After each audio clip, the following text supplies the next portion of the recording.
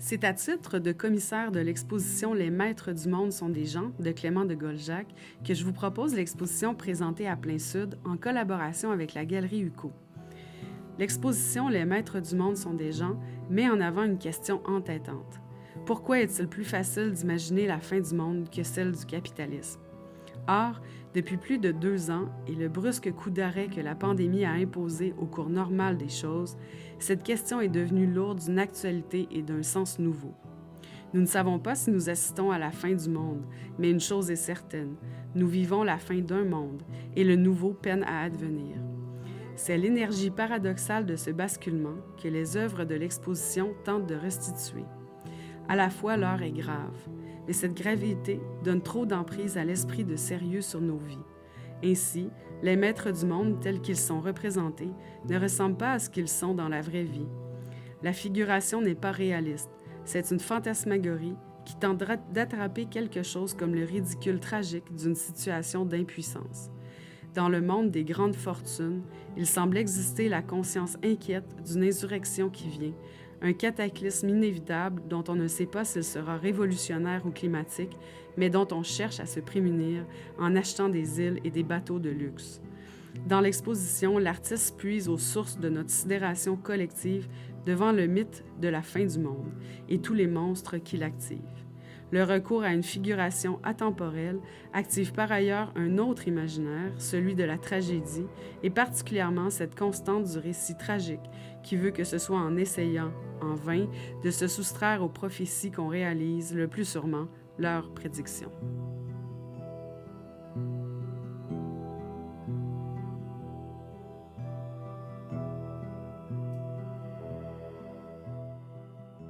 Bonjour Clément de Goljac, ça va bien? Oui, bonjour. Alors, on est ici à Plein Sud pour parler de ton exposition « Les Maîtres du monde sont des gens ». Avant de rentrer dans le vif du sujet, peut-être te présenter et expliquer un petit peu ton parcours en tant qu'artiste, mais également auteur et illustrateur. Oui, c'est vrai que mon parcours d'artiste, dans le fond, j'ai étudié en France, aux Beaux-Arts à Paris, et je vis au Québec depuis une vingtaine d'années. Et je suis donc, j'ai ces 3 casquettes auteur, artiste, illustrateur. 3 casquettes qui tendent de plus en plus à fusionner, en fait, à n'en faire plus qu'une seule. C'est-à-dire que l'illustration, au départ, qui était une activité peut-être plus alimentaire, est devenue l'outil principal de mon expression artistique. Et auteur, dans le fond, mon travail utilise toujours le langage, mais c'est-à-dire que mes illustrations sont souvent légendées, s'accompagnent de textes en fait, et je travaille depuis toujours beaucoup avec le texte, et puis depuis peu, j'ai une réflexion théorique qui accompagne mon travail artistique, c'est-à-dire que les problèmes que je rencontre dans mon travail artistique, j'essaye d'y réfléchir aussi de manière théorique. J'ai écrit un essai récemment qui s'appelle « Tu vois ce que je veux dire », qui réfléchit justement à mon travail d'illustrateur dans le monde politique. Voilà. OK, super. Eh bien, on y va justement un peu plus en profondeur sur ton travail. Entre autres, dans l'exposition, on a une œuvre qui dit « Les maîtres du monde sont des gens ». Alors, c'est une phrase qui est en soi le titre de l'exposition, mais également une œuvre ici. Alors, est-ce que tu peux nous expliquer pourquoi ce choix, pourquoi ces mots? Alors c'est une phrase en forme d'aphorisme, là, qui se donne à elle-même comme des airs de citation déjà. Oui. Et j'aime bien cette phrase parce qu'elle est très équivoque. Est-ce qu'on est en train de dire que les maîtres du monde sont des gens comme les autres, des gens ordinaires, ou est-ce qu'on est en train de dire que dans le fond, le monde appartient à ceux qui y vivent, et dans un refus de la domination de ces nouveaux seigneurs que seraient les ultra riches. Et donc c'est indécidable en fait. On peut pas. Je trouve que J'aime bien, comme dans mon travail, souvent je manie beaucoup l'équivoque. Ouais. Non pas pour mêler les gens, mais parce que je pense que quand deux avenues s'ouvrent comme ça dynamise l'activité interprétative, quoi. Ouvrir les pistes de réflexion, peut-être? Oui, puis justement, quand on se demande qu'est-ce que ça veut dire, on est déjà en train d'y réfléchir à la question que pose cette phrase, qui par ailleurs se présente comme une affirmation très péremptoire, comme si je savais, mais en fait, dans le fond, quand on la regarde, on se demande, en fait. On se demande, et puis donc c'est ça. Je pense que la phrase fonctionne comme ça, et puis pour la petite histoire, en fait, c'est une phrase que je traîne depuis longtemps avec moi, parce que justement, quand je vivais encore à Paris et que j'étais comme plus jeune artiste, j'avais fait un journal mural qui s'appelait déjà Les Maîtres du Monde sont des gens. Donc j'ai récupéré le titre de ce journal-là pour cette exposition, et le journal parlait déjà lui-même, enfin je veux dire, l'œuvre ancienne parlait déjà de l'accroissement ahurissant de la richesse des plus riches. Et donc, bon, je ne vais pas parler de l'œuvre que c'était, mais dans le fond, comme... Ça l'a marqué quelque part dans la réflexion. Puis j'ai repris le titre, et puis il apparaît dans l'exposition sous la forme d'un néon, et puis même d'une enseigne lumineuse qui est installée au-dessus de la porte de Plein Sud. Parce que, en fait, quand j'ai pensé cette exposition, je l'avais vraiment pensé comme une baraque de foire. Puis Les Maîtres du Monde sont des gens, donc c'était comme le titre de l'attraction, si on veut, qui aurait été au-dessus de la porte de la baraque. Voilà. Et ça fait écho, en fait. Donc, on a le titre qui nous amène dans une ambiance, une idée, et on arrive, et on a aussi la tapisserie qui apporte un petit peu ce regard de... tu parlais d'ambivalence, où on n'est pas trop sûr de ce qu'on voit, mais on commence à réfléchir un peu. On voit quelqu'un qui est bien sur le bateau, un autre qui est moins bien. Donc, je sais pas, on commence à construire un imaginaire avec ça. Absolument, oui, c'est vraiment... j'ai voulu travailler avec un imaginaire, puis je vais reprendre aussi un autre des mots que tu as dit, c'est l'ambivalence, parce que dans le fond, dans l'énoncé de l'exposition, je parle de cette phrase qui est empruntée au philosophe Jameson, là, qui dit que il est plus facile d'imaginer la fin du monde que la fin du capitalisme. Et donc c'est une phrase qu'on entend souvent, qui revient souvent, et puis qui moi, m'a marqué. Parce qu'en effet, on a tous un peu le sentiment qu'on vit dans une civilisation qui est bloquée quelque part, qui est bloquée à un endroit où ça ne marche pas, mais qu'on ne peut pas en sortir, quoi. Comme si tout d'un coup, l'inventivité humaine était bloquée dans la catastrophe. Puis on est beaucoup... comment dire, abasourdi pour ce qui est peut-être des gens ordinaires, et puis peut-être beaucoup dans le déni aussi du côté des gouvernements. Et on vit dans cette idée que le monde est en train de finir. Et devant cette idée-là, moi je suis très ambivalent, justement, parce que c'est vrai. Je veux dire, on vit une époque d'extinction animale, la pollution menace complètement notre survie sur Terre. Et d'un autre côté, l'idée de la fin du monde nous rend complètement stupides, parce que ça bloque l'action, parce que les humains se sont toujours pensés comme les derniers humains. Enfin, on n'est pas les premiers à s'imaginer être les derniers humains, en fait, quelque chose comme ça. Et donc, plus qu'une expo sur la fin du monde, j'ai voulu faire une expo sur cette ambivalence, quoi, par rapport à l'idée de la fin du monde.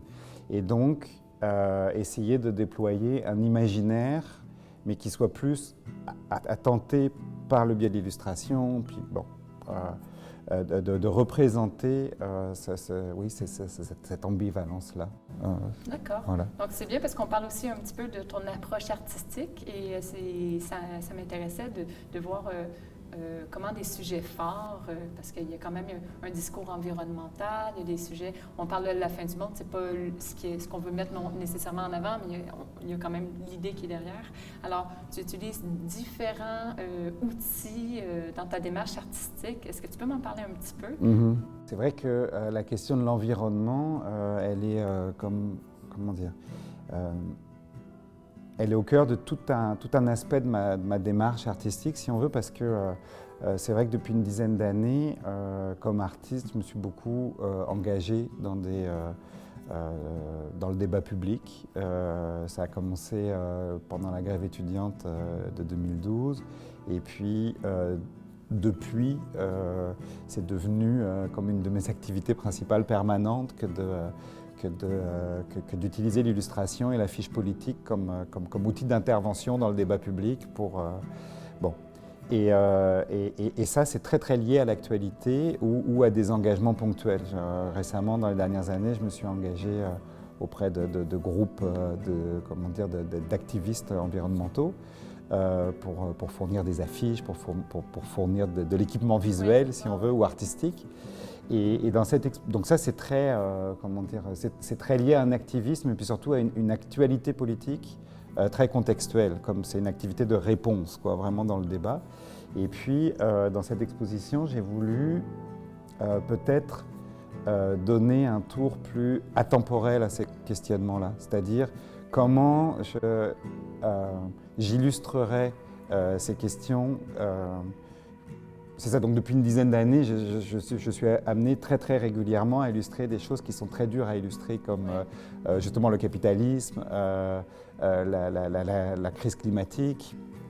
C'est des objets qui nous débordent complètement, qui débordent du cadre littéralement. C'est difficile d'en faire un petit dessin. Et donc, quand c'est lié au débat public, c'est vraiment du travail d'intervention sur les mots qui sont utilisés pour décrire ce que nous vivons. Et souvent, je travaille sur les mots du déni des personnalités politiques. Mais dans cette exposition-là, justement, j'ai voulu travailler différemment. Comment je ferais pour représenter ça si je ne m'appuyais pas comme ça sur les mots du débat public. Donc ça a été l'approche, donc une figuration beaucoup plus atemporelle. Et c'est pour ça que j'ai eu recours, comme souvent dans ces cas-là, à des détours métaphoriques et puis à des clichés. Et là, j'ai utilisé le cliché du déluge, par exemple. Enfin, je dis le cliché ou le mythe du déluge, mais qui est comme on peut dire, oui, c'est ça, comme une figure qui est très connue, mais que je me suis appropriée, quoi. Comment je vais faire moi-même, à partir de cette figure-là bien connue, comment je vais la faire déborder le déluge de ma propre interprétation, quoi, si on veut. Donc c'est comme ça que j'ai travaillé. Je ne sais pas si ça... Non, mais c'est très intéressant. C'est aussi beaucoup de réflexion. Donc, moi, je trouve que de récupérer un peu les mythes, puis avoir un petit regard, tu sais, le dessin et l'illustration, ça amène une petite touche humoristique, mais c'est pas non plus, on n'est pas là pour réduire en fait le propos ou l'importance de la thématique, mais plutôt, moi, je trouve que ça offre une autre façon de regarder. Donc, c'est quelque chose que je trouve assez intéressant dans le travail. Mais c'est vrai que j'utilise, j'utilise très souvent l'humour dans mon travail, et puis, mais je dirais que c'est une méthode, presque une méthode de travail pour moi, parce que pour moi, l'humour, c'est, c'est une façon de comprendre le monde, c'est une façon de le problématiser, c'est une façon de démonter qu'est-ce qui compose une situation et de voir comment elle fonctionne pour pouvoir éventuellement la remonter pour en faire une blague ou un gag. Il faut comprendre comment ça fonctionne. Ouais. Donc c'est vraiment, pour moi, c'est une mécanique. C'est une mécanique pour comprendre les contradictions surtout. Comme une méthodologie de réflexion. Absolument. Puis, et c'est vrai que dans mon travail d'affiche politique, souvent, je veux dire, c'est vraiment de la satire, et puis c'est plus explicite d'utiliser l'humour là pour dévoiler une situation, pour la démasquer. Puis là, je dirais que l'humour, il est présent dans cette exposition, mais de manière peut-être beaucoup plus sourde.